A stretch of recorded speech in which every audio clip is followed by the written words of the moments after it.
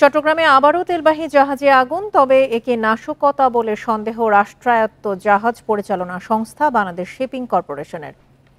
এ নিয়ে আরো জানাতে চট্টগ্রাম থেকে যোগ দিয়েছেন সহকর্মী অনুপম শীল। অনুপম, 4 দিনের ব্যবধানেই আবারও একটি বড় ধরনের দুর্ঘটনা ঘটল। এতে করে তো নিরাপত্তার শঙ্কা দেখা দিয়েছে। সবশেষ কি তথ্য জানা গেছে সেখান থেকে, আর কর্তৃপক্ষ কোনো সিদ্ধান্ত নিয়েছে কিনা?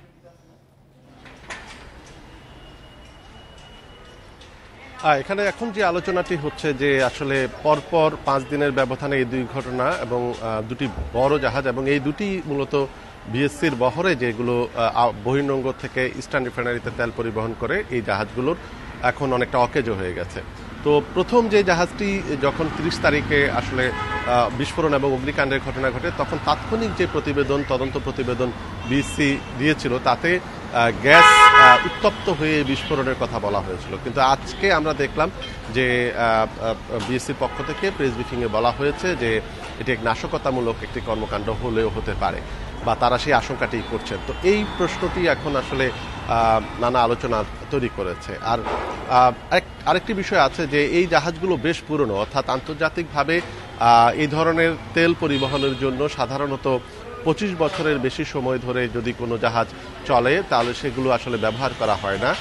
কিন্তু আমরা জানি যে এই বিএসসির বহরে থাকা এই দুটি জাহাজের যে আয়ুষ্কাল ইতিমধ্যে 30 বছর পার হয়ে গেছে, এবং এর ফলে আসলে এই পুরনো লক্কর ঝক্কর জাহাজ দিয়ে বা অনেকটা ব্যবহার অনুপযোগী জাহাজ দিয়ে কেন এই ধরনের স্পর্শকাতর এবং অত্যন্ত দাহ্য পদার্থগুলো কেন পরিবহন করা হচ্ছিল, সেটি নিয়েও প্রশ্ন উঠেছে।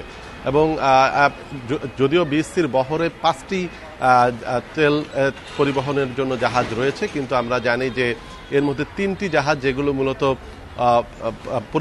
পরিশোধিত তেল বহন করে, সেগুলো বিদেশে ভাড়ায় দেওয়া হয়েছে।